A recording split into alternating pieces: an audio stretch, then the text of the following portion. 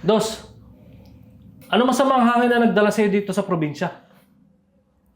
Kuya, wag naman ngayon. Kadadating ko lang dito sa atin. Baka naman pwedeng bukas na natin pag-usapan niya. Anong wag ngayon? Akala mo siguro hindi ko malalaman kung anong pinagagawa mo sa Manila. Ano na naman ba yan, kuya?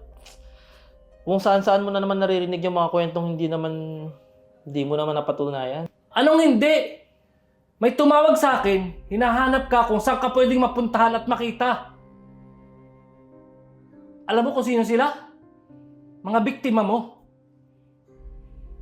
Sinasabi ko na nga ba eh, hindi ka pupunta dito ng probinsya nang wala kang dahilan. Kanya ka naman eh. Pupunta ka dito kapag magtatago ka. Anong kala mo dito sa lugar natin? Takbuhan? Eh kuya, hindi ko naman kasalanan yun. Nadamay lang ako dun ah. Anong nadamay? Ang dami niyong in-scam. Eh under lang naman din ako noon. Hindi ko naman alam na scam yun ah. Isa lang din ako sa naloko, kuya. Ang problema sa'yo, hindi mo man lang chinek yung mga pinagsasalihan mong event na yan kung legit. Oo na, kuya. Huwag ka mag-alala, lahat ng utang ko babayaran ko sa'yo. Yan na nga ang problema. Pati anak ng boss ko, biktima mo. In-scam mo. Sino magbabayad nun? Natural ako na naman. Kailan ka ba magtitino, Dos? Di ba sinabi ko naman sa'yo, kuya? Biktima lang din ako, hindi mo ba maintindihan? Biktima ka na naman? Ang hirap sa'yo, pinag-aaral kita noon, anong pinagagawa mo? Hindi ka nag-aaral mabuti. Punyemas na mga event ko yan.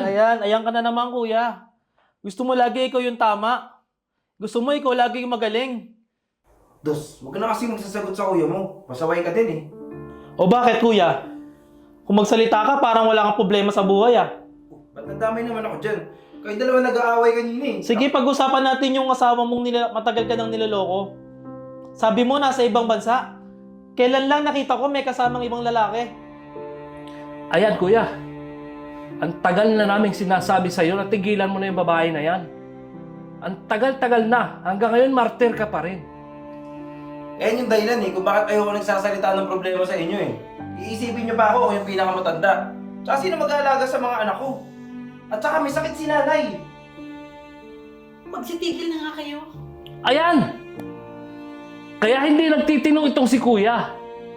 Kinukonsinti mo, Nay. Tol, pwede ba wag mo natin stressin si nanay? May sakit na nga eh. Walang sakit si nanay. Nakuusap ko yung doktor niya. Nay, wala kang sakit. Sabihin niyo na yung totoo kay kuya. Nay, totoo ba to? Hindi tol.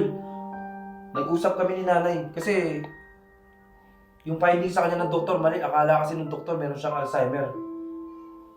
Hindi pala tama yung ano sa kanya, findings. Nay, totoo ba to? Nung lumapit ka ba sa akin, na humihingi ka ng tulong para kay kuya, alam mo na wala ka na ba sakit niyan? Hindi naman sa ganun, anak. Ang gusto ko lang naman, tulungan mo kasi kapatid mo yan eh. Yan sinasabi ko sa'yo na eh. Huwag kang hingi ng tulong sa mayabang na to.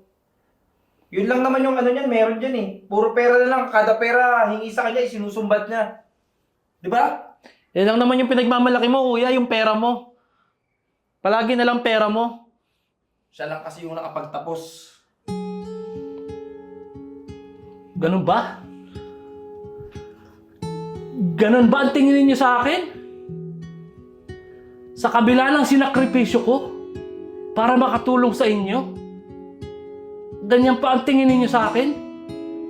Ni minsan hindi niyo ako kinamusta kung okay ba ako? Kung kailan ba ako magbubuo ng sarili kong pamilya? Sinakripisyo ko ang pagkabinata ko para sa inyo. Tumulong ako ng tumulong. Tapos, ganito yung ipaparamdam niyo sa akin? Kailan niyo ma-appreciate yung mga tulong na ginagawa ko? Kuya, kasalanan ko ba na hindi ka nagtagumpay sa abroad? Ikaw, Dos, pinag-aaral kita. Pero anong ginawa mo? Sinayang mo yung opportunity para makatapos ka. Mas pinili mo ang maging scammer. Ikaw, Nay, nung sinabi mong tulungan ko si Kuya dahil magsisimula ng bagong negosyo, anong ginawa ko? Yung pera na ipon ko, binigay ko pa sa kanya, di ba? Pampakasal ko sana yun sa girlfriend ko. Asa na yung girlfriend ko ngayon, Nay? Iniwanan ako dahil hindi ko natupad yung pangako ko sa kanya. Bakit ang hirap niyong iparamdam sa akin na kapamilya ninyo ako? Yan lang ang hinahanap ko sa inyo eh. Ang maramdaman ko na kapamilya ninyo ako. Pero bakit ganon? Ako na nga yung tumulong, ako pa yung masama.